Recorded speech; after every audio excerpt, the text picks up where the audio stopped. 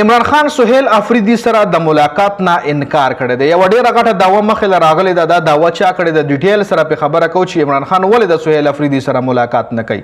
بل شهباز ګیل او مزمل اسلم ترمنځ جګړه شوې ده. پی ټی آی چې کوم ایم ان ای ایم پی ای د پی ټی آی لیډرشپ یو بل باندې راړم دی، یو بل سره جنگ جګړه شروع دي. مزمل اسلم د کې پی کې وزیر خزانه دی دا وخت جی. اوس پس خبره جګړه شوې پاغي ډیټیل سره خبره کو. خو هغه نه مخکې ارشاد بټي یو صحافي دی چې هغه ویلي دي د برتانیا چې کوم وفاقي کارکول دی نو په هغه کې چې څومره هم ګاډي دي نو هغه تعداد 86 دی. د برتانیا د انګلند وفاقي کارکول ګاډي چې کوم دي 86 ګاډي د انګلند سره د وفاقي کارکول چې انګلند د دنیا سلورم سترانګ معیشت والا ملک دی. سلورم په دنیا کې مالدار ملکونو کې سلورم نمبر ملک چې کم دیغه انګلند دی او د انګلند وفاقي کارکول سره 86 ګاډي دي. او د پاکستان معیشت تاسو ګورئ او د پاکستان وفاقي کارکول سره 86500 ګاډي دي سرکاري.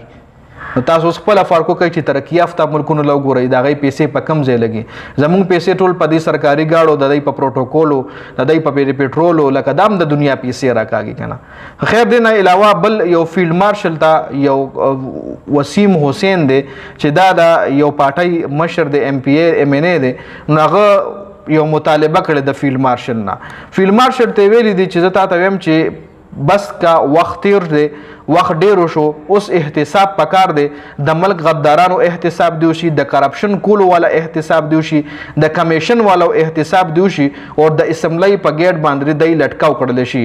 ته ځان مصلحت پسند مو جوړوا تعالی پکار چې ته احتساب وکي او موږ تاسو را شانه بشانه ولاړ یو. دا خبره چا کړې؟ دا ایم کې ایم یو پارټي ده دغه ایم ان ای وسیم حسین دا مطالبه چې کم دی کړی ده. بل د پی ټی آی چې کم لیډرشپ ته په کوم خبرو په جګړه دي شهباز ګیل مزمل اسلم او شهزاد اکبر لانجه صدا سدا چې شهزاد اکبر شهباز ګیل ته ویلي چې مزمل اسلم چې کم دی دا د اسټابلیشمنت سړی دی. مزمل اسلم دا وخت د کې پی کې وزیر خزانه دی. نو شهباز ګیل او مزمل اسلم شهباز ګیل او چې کوم مزمل اسلم دی د ترمنځ جګړه شروع دی جی. نو اوس د حواله سره ورته مزمل اسلم چې کوم دی غورته یو قرار جواب ورکړی دی. مزمل اسلم ول ویلي دی چې عمران خان دوه کسانو بهر کړیو جی. دوه کسان کوم یو شهزاد اکبر او یو شهباز ګیل. دا دواړه کسان وای عمران خان چې کله حکومت کې نو هغه دوه کسان بهر کړیو باقاعده. دای په خپل رهشګاه باندې هم عمران خان نه پلیخل. شهباز ګیل بوي عمران خان په خپل رهاشګاه باندې بند کړو چې ته بدل ته نه راځي او عمران خان وای ما تخپل عہده را کړی دي.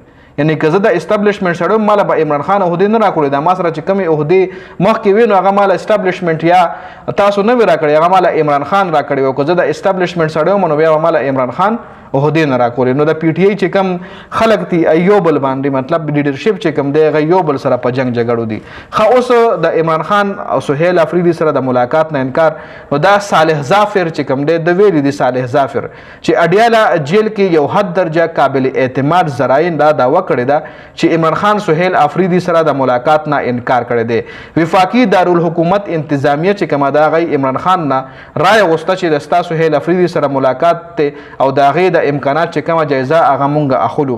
نو عمران خان ته اطلاع ملو شوی و چې ګنداپور غونتی سهیل افریدي هم اعلی حکام سره سازباز شوی دی. یعنی چې څنګه ګنداپور اسټابلیشمنت یا اعلی حکام لکه دا داوی بکې دي نو دا سهیل افریدي هم ګنداپور دی. نو په دې وجه باندې وایي عمران خان د سهیل افریدي سره د ملاقات نه انکار کړی دی.